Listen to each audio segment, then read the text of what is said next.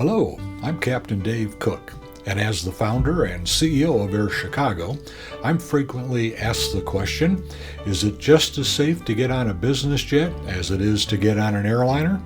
Well, before I answer that question, let me present some of my aviation safety credentials. I've been a professional pilot for over 54 years, and that includes airline, military, and civilian flying. I've had extensive aviation safety education and training. And I've written 3 books about aviation safety. First book, False Security, The Real Story About Airline Safety, was published back in 2002. My second book, A Personal Flyer's Guide to More Enjoyable Flying, is focused on developing and maintaining airmanship excellence. And my third book, Air Traveler's Heaven, is the AirChicago story. Well, let's start out by answering that question with looking at what causes aircraft accidents. I'm afraid it's pilots. Almost all aircraft accidents are caused by pilot error. But pilots are trained and motivated to not make mistakes. So what causes pilots to make these mistakes? First of all and foremost is fatigue. Secondarily, it's stress. And it includes poor airmanship. The model on the right, the current airmanship model, is a good way to familiarize yourself with how airmanship works. The bedrock principles of airmanship are discipline, skill, and proficiency. The 5 pillars of knowledge include knowledge of self, knowledge of aircraft, team, environment, and risk. And the capstone outcomes we expect from this practice of airmanship is situational awareness and good judgment. So what makes flying safe? First of all, it's pilot training. Pilots must be trained properly, extensively, comprehensively, and frequently. The regulations, policies, and standard operating procedures that pilots use have to be of the highest level. They're prescribed by the FAA and by company regulations. And a safety management system is fundamental to safe flying. A safety management system is a formal system that consists of many elements that are all designed to root out potential safety risks and then to provide solutions, mitigations, ways around those risks. And then communicate that knowledge to all of the pilots that are using the safety management system. And of course, the practice of airmanship excellence is critical to aviation safety. A lot of people wonder about the safety record of business jets versus airlines. Well, in the last 9 years, there's been 1 fatality on U.S. airlines. That was the U.S. airline jet that had an engine blow up. A fragment went through a cabin window, and the passenger sitting in the seat next to the window was asphyxiated. For all private jets in the United States, there were 5 fatal accidents last year, and they were all attributed to pilot error.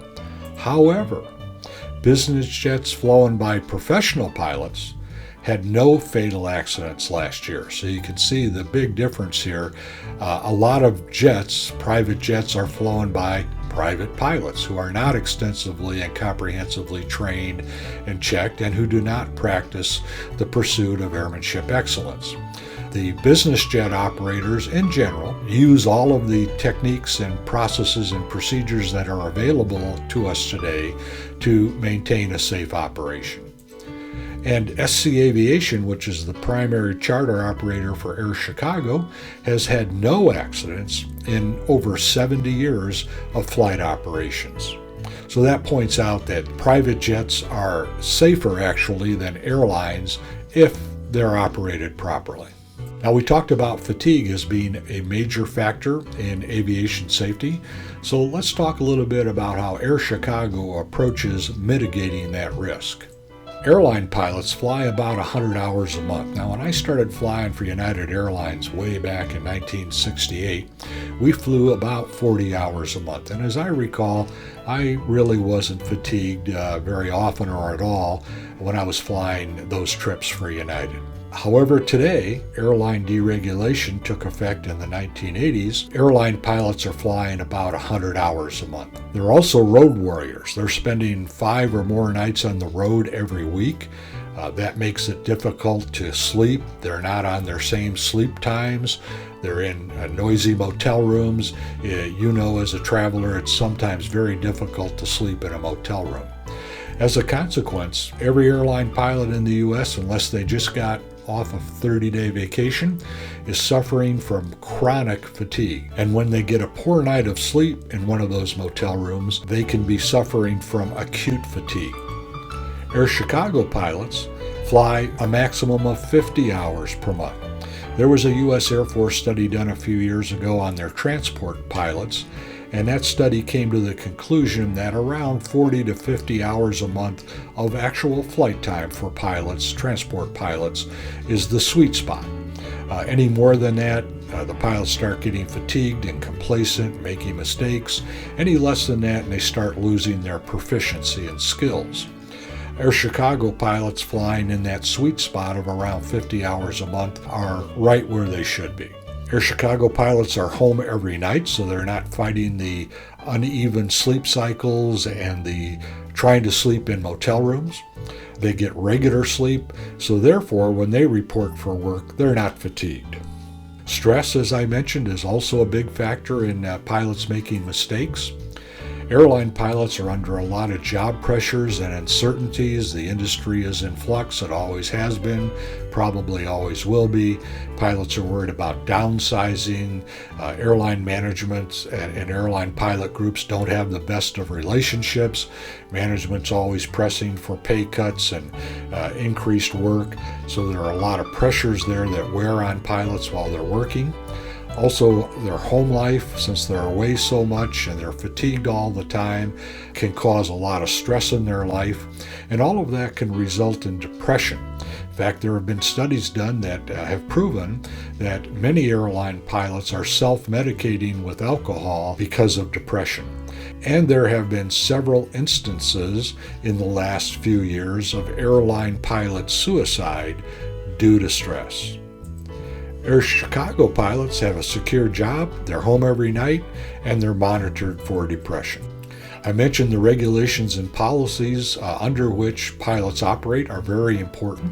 They have to be standardized, they have to be of the highest standard, and charter operations, the kind of folks who operate the flights for AirChicago, the rules and regulations they operate under are just about the same as the rules and regulations the airlines operate under.